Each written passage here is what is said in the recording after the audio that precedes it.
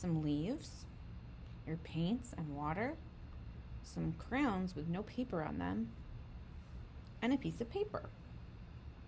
I'm going to start at the beginning. When you collect your leaves, you want to look for leaves that are still a little flexible. That means they're not so old that they're all crunchy. And you want to look, they still feel kind of soft. And you want to look for leaves that don't have a lot of big holes in them. You were asked to collect 4 leaves for math. I got 5 because I found this extra little one and I thought it was cute. So what you're going to do is, we talked the other day about how leaves collect water for the trees. And one way they do is through these veins, these lines on their leaves, they pull the water and move it through the tree, just like our veins move blood through our bodies. So we are going to make a rubbing of the leaf veins. In order to do that, you need some crayons that don't have paper on them anymore. You might take old crayons or ones that are broken. Sometimes big crayons are nice to use. If you don't know which crayons to use, ask a grown-up and they might help you. I'm going to do one at a time. And you're going to take the leaf, and not the bright colored side, but the back side, the underside, is where the veins pop up. And if you rub it, you can kind of feel the little ripples of the veins. So I'm going to put that under my paper, put my paper on top, and with one hand, I'm going to make kind of this L shape to hold my paper in place. And with the other hand, I'm not going to hold it like this, like a crabby claw, like I do when I'm writing. I'm going to hold it on top like this, with all my fingers on one side and my thumb on the bottom, so that I can put the crayon totally flat on the paper. Not the point, ready to draw. The whole crayon is flat on the paper, and then I rub over top, using this hand to keep the paper from slipping. I rub over top, and out pops the veins.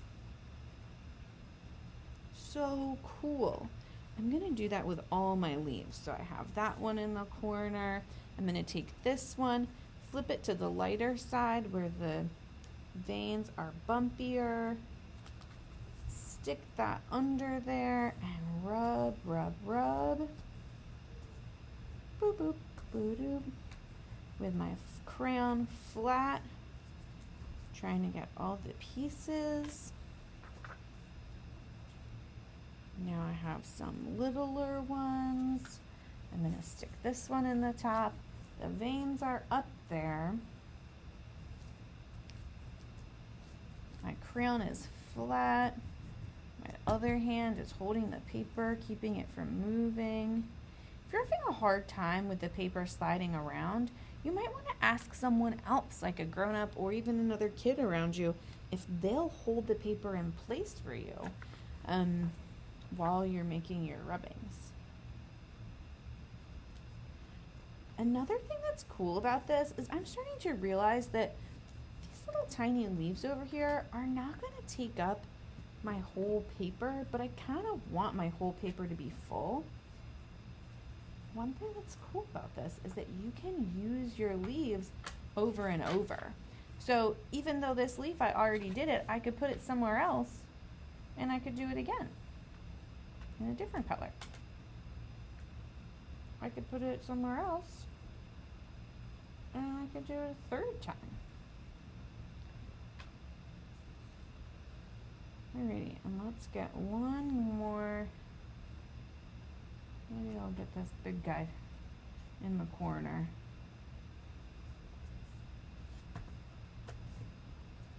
There we go. I kind of like when you go outside and you're exploring and the colors of the leaves are mixing together, and like even on one leaf the colors mix together. So I like how the colors are mixing together on this paper. Now, you could stop there if you love the way it looks. You could definitely stop there. It looks pretty cool. But another really cool thing about crayons and watercolors is that crayons are made of wax, and the wax gets on the paper and it keeps the paint and the water in the paint from going onto the paper. So just like Miss Tamara showed us, I'm going to put my paintbrush in the water, put it on one of the colors to get the paint soft, squish it around a little bit, and then you can paint over your leaves.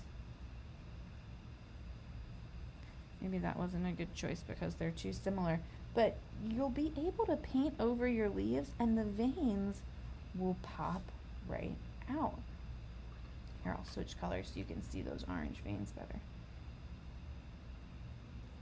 There they are. You can still see the veins popping out of your leaf shape. Now, this paper that I'm painting on is pretty thin, and so it's getting more wet than it is showing the colors. But once it dries, you'll be able to see all the leaves through the paint. All right, friends. Well, I hope that this is relaxing and enjoyable activity for you, and I can't wait to see them up on Seesaw when they're done. Oh, one more thing I forgot to remind you of. You'll notice that every time I go back to the paint, I put my brush in the water. That way, whenever I touch the paint, I'm touching the paint with a clean brush. So I go water, paint, paper, water, paint, paper, water, paint, paper, water, paint, paper.